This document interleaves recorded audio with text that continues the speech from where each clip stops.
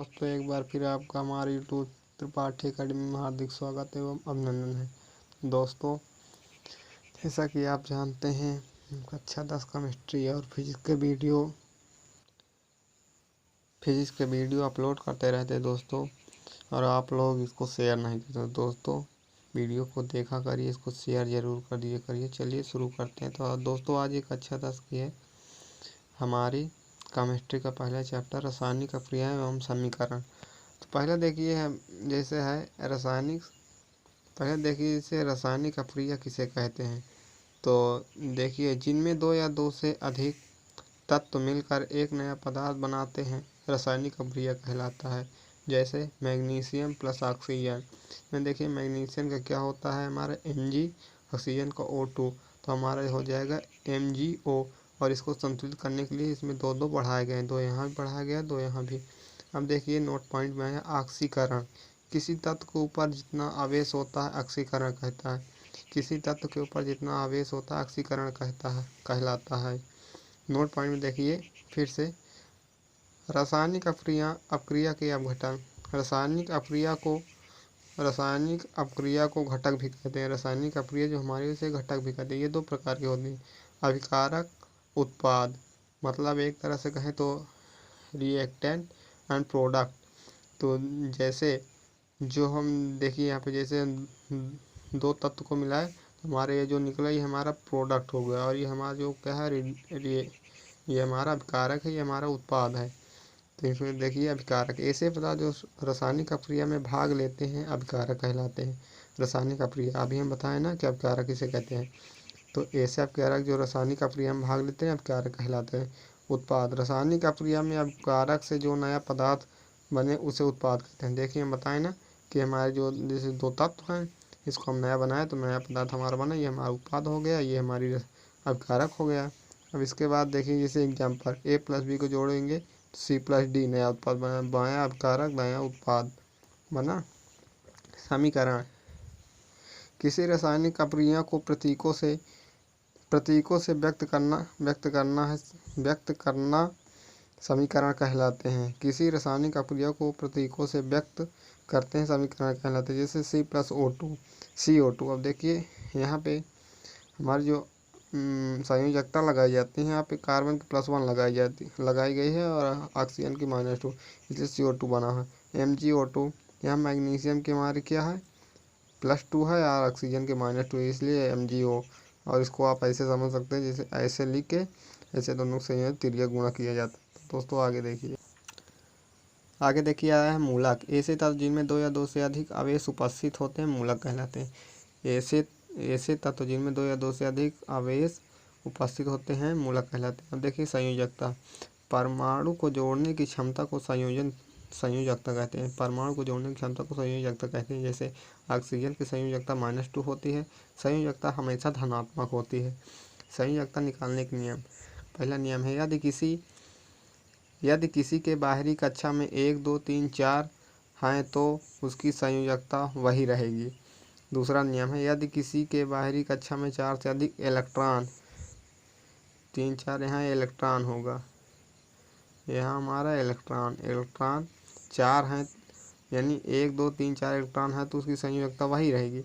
दूसरा नियम कहता है, यदि किसी के बाहरी कक्षा में 4 से अधिक इलेक्ट्रॉन आए तो n-8 का प्रयोग करते हैं। जैसे 2n² कक्षकों की संख्या, n बराबर होता है 1 2 3 4, k बराबर होता है 2, n बराबर 1, यहाँ ऐसे होगा। l बराबर 8 तो n बराबर 2 होगा। m बराबर 18 तो n बराबर 3 होगा। n बराबर 32 तो n बराबर 4 होगा। एग्जाम्पल देखिए, जैसे k l m n, ये हमारा जो होता है, ये हमारा जो इलेक्ट्रॉनिक विन्यास है, ये हमारी पहली कक्षा होती है, ये हमारी दूसरी कक्षा होती है, ये हमारी तीसरी कक्षा होती है। उसके बाद देखिए इसमें तो मतलब हमका Ca2O का इसमें पूरा करना था, तो इसको हम पूरा के 2 8 8, इसके बाद 2 8 8 18 32 ऐसे होता है। इसमें लिखा गया 2 8 8 2। संयोजकता इसकी 2 आई। जैसे सोडियम का यहाँ देखिए 2 8 1, 8 2 10 1, संयोजकता इसकी 1 आई है। जो सबसे लास्ट में आए यह हमारी संयोजकता होती है। जैसे इसमें देखिए जो आए संयोजकता होती है। एक तरह से ये भी कहें कि एग्जाम्पल देखे जैसे क्लोरीन का 17 है, उसके बाद 2 8 8 7 15 2 17, मैग्नीशियम का 12 2 8 2 10 2 12। ये नियान है, नियान नियान का होगा 10 2 8 N-8। तो देखिए N बराबर 8 रख दिए, 0 हो जाएगी इसकी संयोजकता। आगे तो दोस्तों आगे देखिए, जैसे यहाँ पे आ गया संयोजकता KLMN। हमें बताया कार्बन का 6 होता है, संयोजकता जो 2 4 होती है। तो जो हमारी संयोजकता होती है इसकी 2 हो सकती है और 4 भी हो सकती है। नाइट्रोजन जो होगा इसका होता है 2 और 5।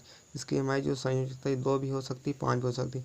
अगर इसको हम फार्मूले में रखेंगे N-8, तो हमारी जो सबसे लास्ट वाली है इसको हम N के स्थान पर रखेंगे, तो हमारा 5 - 8 हो जाएगा, -3 संयोजकता -3 भी आ जाएगी नाइट्रोजन की। अब देखिए यहाँ पे क्या आया हमारा, फास्फोरस। फास्फोरस फास्फोरस है हमारा। हाँ देखिए फास्फोरस 15 है, तो 2 8 2 10 5 15। तो इनके स्थान पर हम ये लास्ट वाला 5 रखेंगे। लास्ट जो हमारी गिनती आएगी उसी को रखना है, उसको रखें N-8। तो 5 - 8 बराबर -3 संयुक्त फास्फोरस। सिलिकॉन हवा है 14 नंबर पे, तो 8 2 10 4 14, इसकी लास्ट वाली रखेंगे 4 संयुक्ता इसकी +4 में होगी। ऑक्सीजन की 8 होती है, तो 2 6 8, इसमें 6 रखेंगे, 6 में -2 हो जाएगी संयुक्ता -2। अब ये हमारा आया सल्फर 16 2 8 6 8 2 10 16 है, N-8 6 -2। ये हमारा क्या है, बोरान। बोरान का हो जाएगा 2 3। तो इसका हम या तो एक तरह से कहें तो इसका हम नहीं कर सकते हैं, क्योंकि कुछ तत्वों की होती है, कुछ तत्वों की नहीं होती है। जैसे अब आया फास्फोरस 9, नहीं ये फ्लोरीन, सॉरी फ्लोरीन है, तो इसका 7 2 9 हो जाएगा, तो N-7 में से -1 की संयोजकता होगी। संयोजकता देखिए क्रम संख्या यहाँ पे संयोजकता। हाइड्रोजन का यहाँ पे क्या होगा, 1 होगा, हीलियम का 2 होगा, लिथियम का 1 होगा। लिथियम का ये देखिए 1 आया लास्ट में, उसके बाद में यही एक जो हमारा है यही लास्ट वाला है। इसमें लास्ट में ये आया था तो ये होगा, इसमें लास्ट में ये आया था ये होगा। इसमें बेरिलियम की 2 होगा, नहीं बेरिलियम की सॉरी 3 होगी, ये इस पे लिखी संयोजकता 3। इसके बाद देखिए KLMN के अनुसार संयोजकता। जैसे के स्थान पर 2 2 है, एल के स्थान 3 4 5 6 7 8 8 है, तो MN हमको निकालना, संयोजकता दिखानी है। जिसकी तो देखिए कुछ तत्वों की नहीं निकलती है, तो इसका 3 4 कर देंगे। यहाँ 5 से देखिए, जैसे 5 से तो वही ऊपर वाला फार्मूला N-8 5 -3 हो जाएगा। संयोजकता हमेशा प्लस में होती है, इसमें भी ऊपर बताया गया है, इसमें ये सब प्लस में हो जाएंगी। उसके बाद देखिए, उसके बाद आप लोग देख लीजिए 3 2 1 0 1। आगे देखिए मैग्नीशियम 2 8 10 12, इसकी संयोजकता 2 आ गई। इसकी देखिए एल्युमिनियम 2 8, लास्ट वाली 3 आ गई। सिलिकॉन अभी बताए थे 4 आएगी। फास्फोरस की क्या आएगी, 3 आएगी। सल्फर फास्फोरस से सल्फर की हमारी 2 आ जाएगी। क्लोरीन 1 आ जाएगी, आर्गन 0 आ जाएगी, पोटेशियम 1 आ जाएगी, कैल्शियम 2 हो जाएगी। देखिए अगली हेडिंग ऑक्सीकरण। किसी तत्व के ऊपर जितना आवेश होता है ऑक्सीकरण कहते हैं, किसी तत्व के ऊपर जितना आवेश होता है ऑक्सीकरण कहलाता है। संतुलित रासायनिक अभिक्रिया किसे कहते हैं, हम देखिए पूछा है। तो रासायनिक अभिक्रिया के पहले एवं उसके बाद प्रत्येक तत्व के परमाणुओं की संख्या समान होती है, संतुलित रासायनिक अभिक्रिया कहलाता है। नोट पॉइंट में देखिए, द्रव्यमान संरक्षण के नियम का पालन करना रासायनिक अभिक्रिया को संतुलित करना जरूरी है। द्रव्यमान संरक्षण के नियम क्या कहते हैं, देखिए रासायनिक अभिक्रिया बराबर कुल अभिकारकों की संख्या बराबर कुल उत्पादों की संख्या।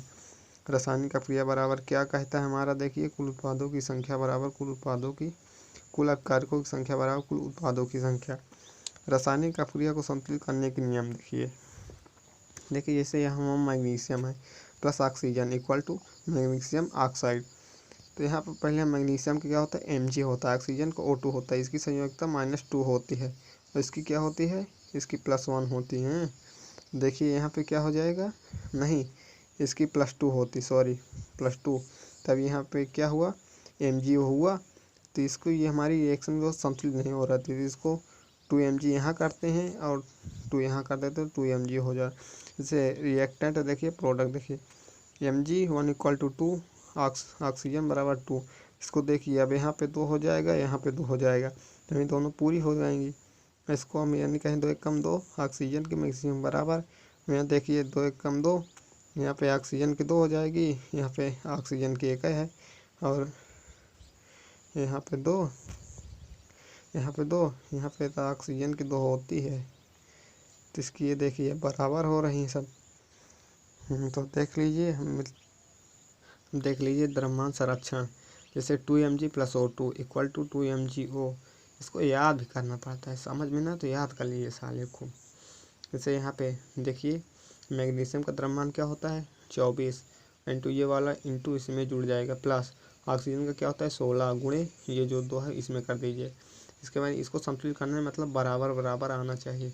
उसी प्रकार इधर देखिए 2 मैग्नीशियम का 24 लिखा प्लस 16 इसका ऑक्सीजन का, ये हो गया 2 इंटू ये होगा 40, 80 ग्राम हो गया, 48 32 जोड़ दिए 80 ग्राम आ जाएगी। ये देखिए जैसे 3Fe + 4H2O = या फिर 3O4 + 4H2, इसको भी देखिए संतुलित करना है आपको, तो ये हमारी संतुलित नहीं होगी क्योंकि ये हमारा समीकरण जो है ये गलत है। देखिए या फिर क्या होती है लोहा की 1 × 3, यहाँ पे हो जाएगा हाइड्रोजन को 2 × 4 हो जाएगा। यहाँ पे देखिए हाइड्रोजन 2 है और इसके पहले 4 लगा हुआ तो ये हो जाएगा। ऑक्सीजन यहाँ पे अकेला है तो ऑक्सीजन का 1, ऑक्सीजन यहाँ पे अकेला है, उसके बाद ऊपर ये मतलब 4 दोनों में हाइड्रोजन में है ऑक्सीजन में है, तो इसका देखिए हाइड्रोजन में भी होगा ऑक्सीजन में भी होगा दोनों में, तो 4 हो जाएगा। यहाँ पे देखिए 3 आया 4 आया 2 × 4 आ गया है, तो ये हमारी नहीं है। अब इसको देखिए चौथी हमारी 2H2O2 = 2HO + O2 reactant product अभिकारक उत्पाद। देखिए H बराबर, ये तो हमारी संतुलित है, इसको आप लोग याद कर लीजिए। 2KClO3 = 2KCl + 3O2। इसको देखिए पोटेशियम का क्या होगा, यहाँ पे पोटेशियम 1 है इसमें इंटू ये मतलब जो हमारा 2 लगा हुआ है ये पोटेशियम में होगा, क्लोरीन में होगा, ऑक्सीजन में भी होगा। तो देखिए तीनों में इंटू 2 कर दीजिए, जितना जितना हो उसके बाद में इधर इसको लिख दीजिए, तो ये जाएगा हमारा 2 हो जाएगा, ये 2 हो जाएगा, ये 6 हो जाएगा, ऑक्सीजन का 6 आएगी, हमारा द्रव्यमान निकल आएगा, ऑक्सीजन का यहाँ 6 हो जाएगा। अब देखिए संतुलित अपक्रिया के प्रकार, पहला होता है संयोजन अपक्रिया, दूसरा होता है वियोजन अपक्रिया या अपघटन अपक्रिया, तीसरा होता है विस्थापन अपक्रिया, चौथा होता है द्विविस्थापन अपक्रिया, पाँचवा होता है रेडॉक्स अपक्रिया, छठवा होता है संक्षारण अपक्रिया। आगे देखिए विकृत गंधिसा, ऊष्माक्षेपी अपक्रिया, ऊष्माशोषी अपक्रिया। तो चलिए अब एक एक हेडिंग को इसको बता रहे हैं। पहले संयोजन अपक्रिया, जिसमें 2 या 2 से अधिक अपक्रिया या पदार्थ मिलकर एक नया उत्पाद बनाते हैं और ऊष्मा बाहर निकालते हैं, संयोजन अपक्रिया कहलाती है। तो फिर देखिए जिसमें 2 या 2 से अधिक अपक्रिया या पदार्थ मिलकर एक नया पदार्थ या उत्पाद बनाते हैं और ऊष्मा बाहर निकालते हैं, संयोजन अपक्रिया कहलाती है। नोट, संयोजन की अपक्रिया को संयोगात्मक अपक्रिया भी कहते हैं। जैसे समान अपक्रिया देखिए जनरल रिएक्शन A + B, हम इसको करेंगे तो हमारे इसमें क्या निकलेगा, मतलब C + हीट ऊष्मा हमारी इसमें मुक्त होगी, पहले भी कहा है, तो ऊष्मा बाहर निकालती है, संयोजन अपक्रिया होती है। इसमें देखिए हमारी एक बीकर है, बीकर में अगर हम बीकर में बिना बुझा हुआ चूना है तो बाहर आएगा जब हीट करेंगे तो। उसके बाद देखिए एग्जाम्पल है हाँ, तो उसके बाद देखिए हमारा एग्जाम्पल है, ये हमारा है CaO जो है ये हमारे बुझा चूना का फार्मूला है प्लस H2O जाल, इसको कराएंगे तो calcium OH hydro oxide, calcium hydroxide plus heat, ऊष्मा मुक्त होगी हमारी इसमें। Magnesium oxide plus heat, carbon dioxide plus heat. संयोजन अपक्रिया 2 प्रकार होती है, ऊष्माक्षेपी ऊष्माशोषी। इसको देखिए ऊष्माक्षेपी, जिसमें ऊष्मा का शोषण होता है ऊष्माक्षेपी कहलाती है, जिसमें ऊष्मा का शोषण होता है ऊष्माक्षेपी कहलाती है। उदाहरण प्राकृतिक गैसों का दहन यानी जलना, जिसमें ऊष्मा मतलब खपत हो जाए उसे ऊष्माक्षेपी कहते हैं। जैसे methane CH4 + 2O2 + 2CO2 + H2O + heat. जैसे हम मीथेन गैस को अगर ऑक्सीजन O2 से क्रिया कराते हैं तो हमारा CO2 कार्बन डाइऑक्साइड प्लस जल प्लस ऊष्मा निकलती हीट। साफ सब्जियों का विघटित होकर खाद कंपोस्ट बनाता है। आगे अब देखिए अगला यहाँ ग्लूकोज है। ग्लूकोज का भी फार्मूला C2H12O6 C2H12O6 ये हमारा ग्लूकोज का फार्मूला C2H12O6 C2H12O6। देखिए अगर हम इसको करेंगे तो हमारा पहले तो ये हो जाएगा CO2, ये हमारा टूट जाएगा CO2 में। उसके बाद ये हमारा H2O हमारे यहाँ 6 ऑक्सीजन थे तो यहाँ पे हो जाएगा कितना हो जाएगा, यहाँ 6H2 हो जाए प्लस एनर्जी देगा। इसको देखो संतुलित करना है। जैसे यहाँ पे देखिए कार्बन कितने हैं, यहाँ पे अकेला कार्बन थे, यहाँ पे अकेला कार्बन है। और यहाँ पे देखिए हमारे ऑक्सीजन कितने हैं, हाइड्रोजन 6 दूनी 12 6 दूनी 12। उसके ऑक्सीजन का देख लीजिए, ऑक्सीजन का 2 है, यहाँ 2 है, नहीं सॉरी ऑक्सीजन का 6 है। तो ऑक्सीजन का ये देखिए यहाँ पे 6 है, ये मतलब दोनों का होता है, हाइड्रोजन का भी है, यहाँ भी है, 6 हो जाएगा। अब देखिए अगली हेडिंग ऊष्माशोषी, जिसमें ऊष्मा का अवशोषण होता है, ऊष्माक्षेपी अपक्रिया कहलाती है। थर्मस से भरा पदार्थ जिसमें ऊष्मा का अवशोषण होता है जिसमें ऊष्मा का अवशोषण होता है ऊष्माशोषी अपक्रिया कहलाती है। जैसे थर्मस से भरा पदार्थ, उदाहरण की यह लें कि जैसे थर्मस से भरा पदार्थ। अगली हेडिंग देखिए वियोजन अपक्रिया, जिसमें एक ही अभिकारक 2 या 2 से अधिक उत्पाद बनाते हैं वियोजन अपक्रिया कहलाते हैं। जिसमें एक ही अभिकारक 2 या 2 से अधिक उत्पाद बनाते हैं वियोजन अपक्रिया कहलाते हैं। जैसे समान अपक्रिया देखिए, A हम ही plus heat plus B plus C करेंगे। जैसे कैल्शियम कार्बोनेट ऊष्मीय अपान अपघटन, तो इसमें क्या हमारा आ जाएगा, ये हमारा बुझा हुआ चूना बन जाएगा CaO, calcium oxide plus CO2 gas में मुक्त होगी। अब देखिए हमारा यहाँ पे है अमोनियम क्लोराइड NH4Cl, तो हम जब इसको करेंगे हीट करेंगे तो हमारा अमोनिया प्लस HCl हाइड्रोक्लोरिक अम्ल बनेगा। अब देखिए अणु उत्क्रमणीय अपक्रिया, ऐसी रासायनिक अपक्रिया जिसमें अभिकारक उत्पाद में आए तथा उत्पाद से अभिकारक में न जाए तो अणु उत्क्रमणीय अपक्रिया कहते हैं। जैसे कैल्शियम कार्बोनेट को गर्म करेंगे तो हमारा क्या बनेगा, CaO प्लस CO2। जैसे अब लेड नाइट्रेट को गर्म करेंगे तो 2PbO lead oxide plus nitrogen oxide plus O2 oxygen. इसका देखिए इसकी संयोजकता देखिए, इसकी +1 होती है, नाइट्रोजन की 2 होती है। लोग देख लीजिए। अब देखिए विस्थापन अपक्रिया, ऐसी अपक्रिया जिसमें अधिक सक्रिय तत्व कम सक्रिय तत्व को विस्थापित कर देता है, विस्थापन अपक्रिया कहलाती है। फिर समझिए ऐसी अपक्रिया जिसमें अधिक सक्रिय तत्व कम सक्रिय तत्व को विस्थापित कर देता है, विस्थापन अपक्रिया कहलाती है। आगे देखिए यहाँ पे Zn zinc plus copper sulphate, तो ZnSO4 प्लस Cu। हम इसकी जो हमारी ये अपक्रिया होती है, ये हमारी अपक्रिया यानी मान लीजिए अभी अगर इस पे आओ कोई पदार्थ होता है तो इसका अंदर हो जाएगा और इसका बाहर हो जाएगा। तो हमारा इसमें से आके ये इसकी क्रिया हो जाएगी ZnSO4 प्लस Cu। इसका देखिए अब इसका Cu इसका नो रिएक्शन होगा, इसके रिएक्शन करेंगे तो क्या बनेगा, इसमें आएंगे CuSO4 Zn बन जाएगा। तो ये नहीं हो सकता है, नो रिएक्शन इनका दोनों को होगा। अब देखिए Fe प्लस CuSO4, अभी इसका हो जाएगा FeSO4 प्लस Cu। अब देखिए Zn प्लस SO4, इसका तो यही आएगा, देखिए ऊपर बनाए हैं।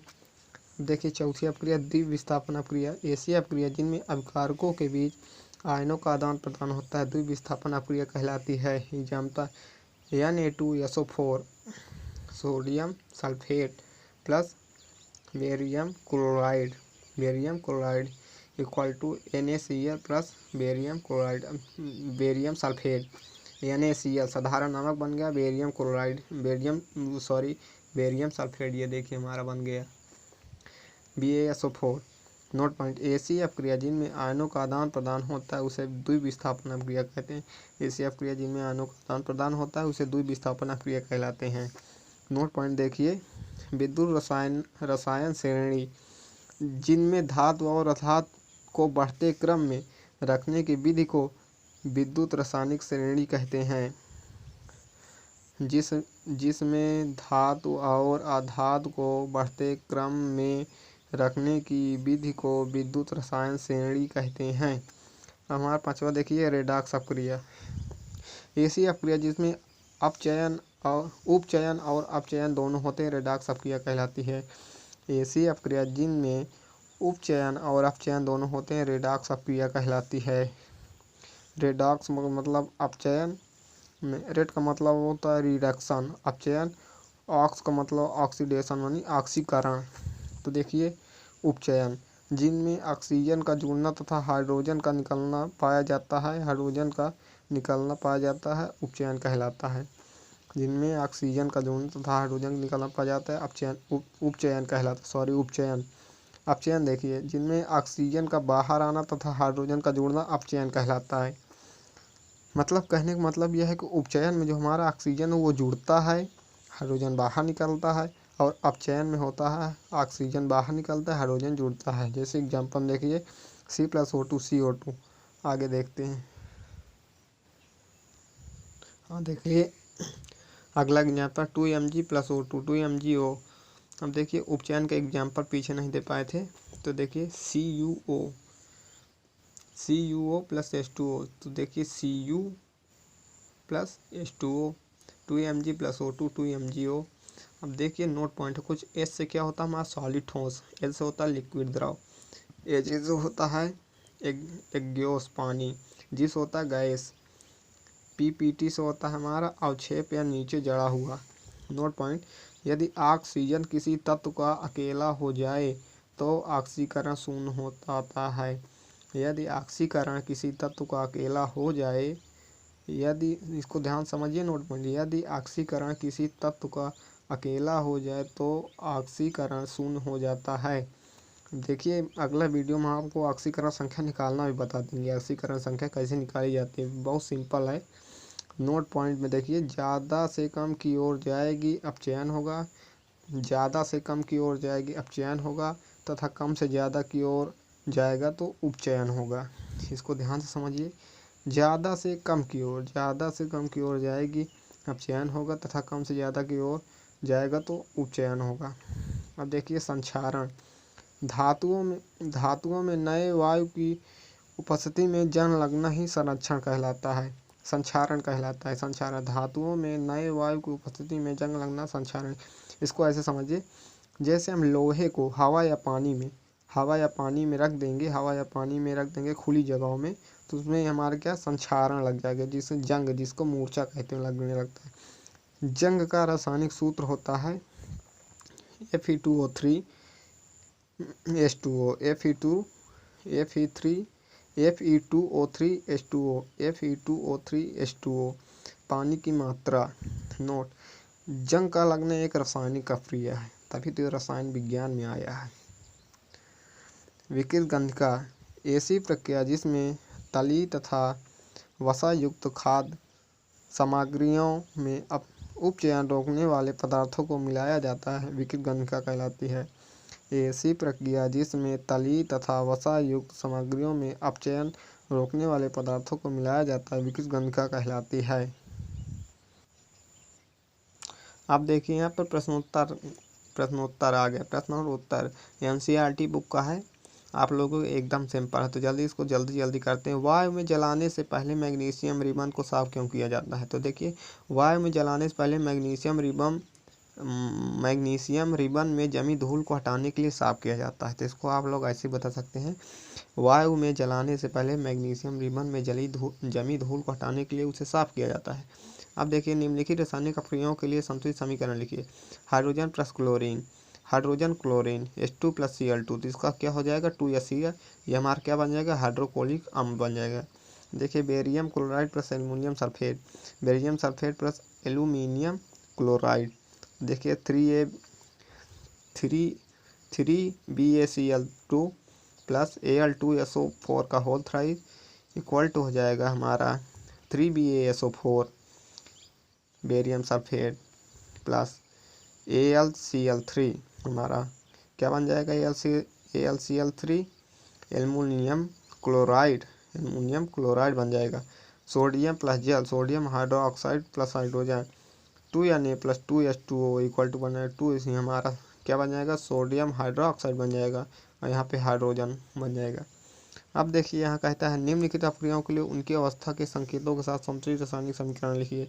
पहले देखिए, जल में बेरियम क्लोराइड तथा सोडियम सल्फेट के विलयन अपक्रिया करके सोडियम क्लोराइड का विलयन तथा अघुलनशील बेरियम सल्फेट का अवक्षेप बनाते हैं। तो देखिए, barium chloride BaCl2 plus sodium sulphate, जिसका हमारा बन जाएगा 2NaCl। इसका हम भी बताए थे, अंदर अंदर होता है, बाहर बाहर होता है, तो अंदर अंदर इसमें हो जाएगा तो यानी Cl बन जाएगा हमारा, तो ये हमारा बेरियम सल्फेट बन जाएगा। तो इसको संतुलित करने के यहाँ 2 जुड़ जाएगा। अब देखिए इसका अगला, सोडियम हाइड्रोक्साइड का विलयन जल में हाइड्रोक्लोरिक अम्ल के विलयन जल से अपक्रिया करके सोडियम क्लोराइड का विलयन तथा जल बनाते हैं। देखिए, sodium hydroxide NaOH plus Cl इसका होगा NaCl। अब इसका हो जाएगा Na, इसका बाहर आ जाएगा, इसको देखिए NaCl इसमें आ जाएगा और ये इसमें रिएक्शन करेगा, तो NaCl प्लस H, इसमें 2 H हैं देखिए, तो H2O हो जाएगा हमारा। अब देखिए चौथा है, किसी पदार्थ X के विलयन का उपयोग सफेदी करने के लिए होता है। पदार्थ X का नाम तथा इसका सूत्र लिखिए। चूना अथवा कैल्शियम ऑक्साइड CaO, चूना अथवा कैल्शियम ऑक्साइड। हाँ तो दोस्तों आगे अब देखिए अगला है, उपरोक्त वन में लिखे पदार्थ X की जल के साथ अपक्रिया लिखिए। तो कहते हैं calcium oxide plus calcium hydroxide equal to हो जाएगा CaO plus H2O equal to होगा कैल्शियम हाइड्रोक्साइड प्लस हीट। बिना बुझा चूना का ये सूत्र है, ये बुझा चूना का सूत्र KaOH2। देखिए पांचवा है, क्रियाकलाप संसाधन में एक परख नली में एकत्रित गैस की मात्रा दूसरी से 2 गुनी क्यों है, उस गैस का नाम बताइए। देखिए, जल H2 के संगठन का अध्ययन करने से हमें ज्ञात होता है कि जल में हाइड्रोजन व ऑक्सीजन का मोलर अनुपात 2:1 है। यही कारण है कि जल का विद्युत अपघटन करने पर प्राप्त H2 व O2 गैसों का अनुपात यही रहता है, अर्थात हाइड्रोजन की मात्रा ऑक्सीजन से 2 गुनी होती है, अर्थात हाइड्रोजन की मात्रा ऑक्सीजन से 2 गुनी होती है। अगला क्वेश्चन देखिए छठवां, जब लोहे की कील को कॉपर सल्फेट के विलयन में डुबाया जाता है तो विलयन का रंग क्यों बदल जाता है। जब लोहे की कील को कॉपर सल्फेट के विलयन में डुबाया जाता है तो विलयन का रंग भूरा हो जाता है, क्योंकि जब लोहे या आयरन Fe ने दूसरे तत्व कॉपर को कॉपर सल्फेट के विलयन में विस्थापित कर दिया या हटा दिया, इसलिए विलयन का रंग बदल जाता है। देखिए जैसे FeCuSO4, इसका देखिए यहाँ पे नीला बना था, यहाँ पर हरा बनेगा FeSO4 प्लस Cu। देखिए एक द्विविस्थापन अपक्रिया का उदाहरण दीजिए। NaCl BaSO4, देखिए यहाँ पर +1 होता है, यहाँ पर -1 होता है, +1 NaSO4 प्लस BaCl2। इसके देखिए ये हमारा बन जाएगा NaSO4, इसका ये इसमें आगे अंदर बाहर बन जाएगा। इसको देखिए AgBr, ये हमारा बन जाएगा ऐसे बन जाएगा और ये हमारा ऐसे बन जाएगा Na3। आगे देखिए निम्न अपक्रियाओं में उपचयित तथा अपचयित पदार्थों की पहचान कीजिए। जैसे 4 यानी, तो ये हमारा सॉलिड है, S सॉलिड होता है, G गैस होता है, O2 प्लस हमारा हो जाएगा Na2O। उपचयित में हो जाएगा यानी अपचयित में हो जाएगा O। तो हमारा क्या उपचयित में क्या होगा, उपचयित हमारा क्या होता है जो ठोस होता है, और जो हमारा अपचयित क्या होता है, एक तरह से कहें उपचयित जो हमारा होता है ये ठोस होता है और अपचयित जो होता है ये हमारा गैस होता है। तो इसको देख लीजिए फिर से। अब देखिए जैसे कॉपर ऑक्साइड और H2, तो Cu प्लस H2, देखिए Cu अपचयन है, यहाँ पे Cu जो हमारा यहाँ पे यह हमारी 2 गैसें हैं, कॉपर ऑक्साइड तो Cu, देखिए ये हमारी क्या है गैसें हैं, यहाँ पे गैस हो जाएंगे इसके अनुसार, और यहाँ पे हाइड्रोजन और यहाँ पे H2O पानी, ये हमारा क्या हो जाएगा, नहीं सॉरी यार इसमें ये नहीं होगा, ये फार्मूला इसमें ही अप्लाई करेगा बस, इसमें नहीं होगा। और नीचे देखिए अभ्यास दिया, नीचे दी गई अपक्रिया के संबंध में कौन सा कथन सत्य है। जैसे 2BO plus CS 2BS plus CO2, देखिए शीशा अपचयित हो रहा है, पहले इसका ऑप्शन होगा, दूसरा कार्बन अपचयित हो रहा है। दूसरा देखिए Fe2O3 plus Al plus aluminium oxide plus 2Fe। ऊपर दी गई अपक्रिया किस प्रकार से, ये तो हमारी विस्थापन अपक्रिया, विस्थापन अपक्रिया का आप लोग मतलब समझे, जिसका सीधा हमको इसका समीकरण बनाना है। इसको हमको मतलब इसका तो कोई है नहीं, तो इसको हम अंदर वाले में कर देंगे और इसके बाहर वाले में, तो Al2O3 हो जाएगा प्लस 2Fe हो जाएगा।